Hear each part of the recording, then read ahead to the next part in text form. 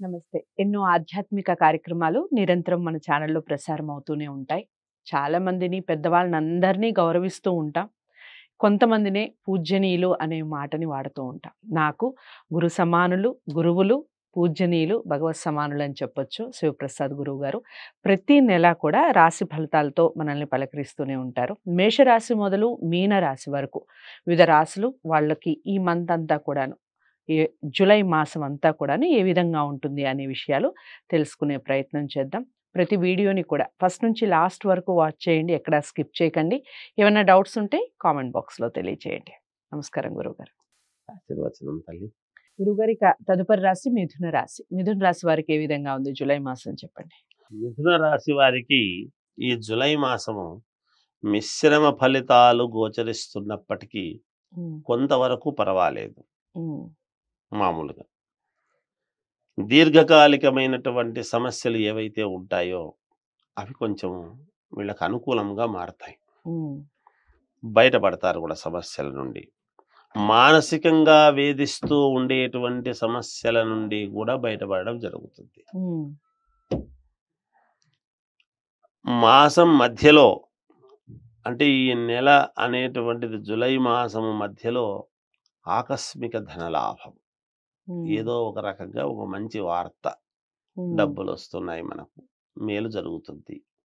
ప్రయత్నాలు అనేక రకాలుగా చేసుకుంటుంటారు గదా ఎంతోమంది. హ్మ్. అలా వాళ్ళ అనుకూలాన్ని బట్టి వాళ్ళకు మేలు జరిగే అవకాశాలు ఎక్కువగా ఉన్నాయి. ఓకే. ఖర్చులను అదుపులో ఉంచుకోవటము చాలా మంచిది. హ్మ్. ఖర్చు పెట్టాల్సినటువంటి అవసరం వస్తుంది. కానీ ఆచితూచి పెట్టుకోవటం. హ్మ్. ఎక్కడ పెడితే మంచిది, ఎక్కడ పెట్టకుంటే మేలు అనేది గనక ఒక్కసారి చూసుకుంటే వీళ్ళకు మేలు జరుగుతుంది. ఓకే. అలాగే వృత్తి, వ్యాపారాలు కొంతవరకు అనుకూలంగా ఉంటాయి. హ్మ్. కొంతవరకు అనుకూలంగా ఉంటాయనేది ఒకటి అండర్‌లైన్. ఓకే. చాలా బాగుంటాయి అనడానికి ఉండదు. హ్మ్. అందుకని మామూలుగా నూతన వస్త్రాలు కొనుక్కోవడం లాంటివి జరుగుతాయి. హ్మ్. సరే. అంటే ఏమిటి? శుభకార్యాలకు సంబంధించినటువంటి హ్మ్. ఒక మంచి మాటలు మాట్లాడుకోవటం గానీ, దానికి సంబంధించిన పోతే బాగుండదు అనేటువంటిది గానీ, లేదా ఫంక్షన్‌కు వెళ్ళాల్సొస్తుంది. హ్మ్. ఫంక్షను అంటే ఏమిటి? అంటే కేవలం శుభకార్యాలకు సంబంధించిందనే గాదు. ఒక హ్మ్. మీటింగ్ గావచ్చు, ఓకే. ఆఫీసర్లు పిలిచినారని హ్మ్. గావచ్చు, హ్మ్. ఏదో ఒకదానికి. హ్మ్. అలా దానికి మంచి డ్రెస్ ఉంటే బాగుంటుందని కొనుక్కోవడం గానీ, ఇంకోటి గానీ ఏదో జరగవచ్చును. హ్మ్.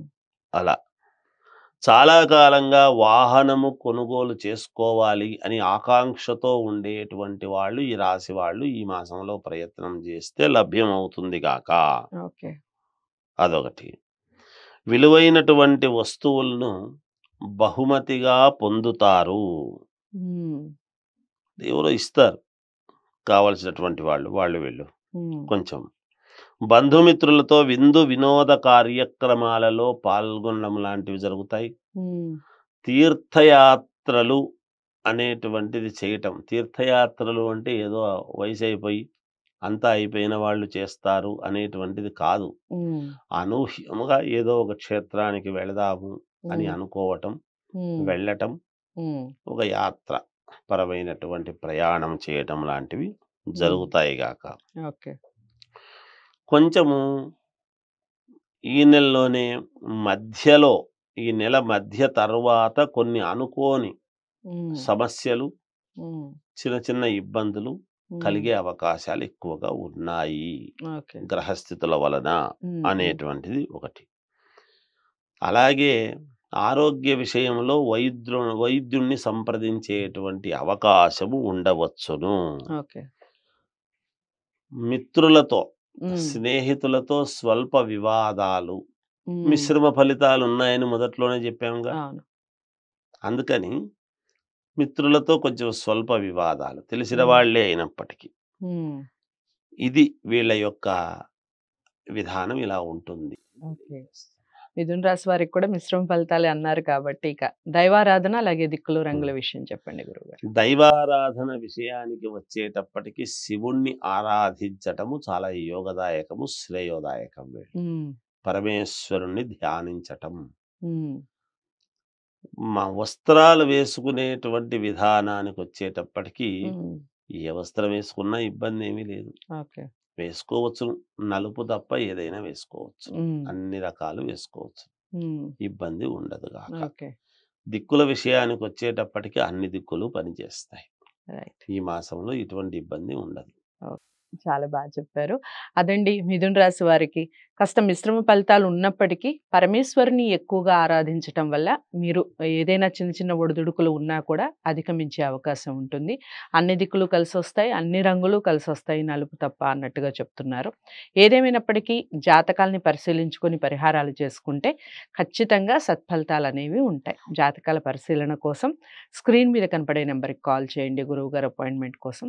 గురువుగారు అపాయింట్మెంట్ ఇస్తారు. మీ జాతకాలను పరిశీలించి మీకు తగ్గ పరిహారాలు కూడా చెప్పడం జరుగుతుంది. వీడియోని లైక్ చేసి షేర్ చేయండి. ఛానల్‌ని సబ్స్క్రైబ్ చేసుకోండి. తదుపరి రాశితో మళ్ళీ కలుస్తాను. నమస్తే.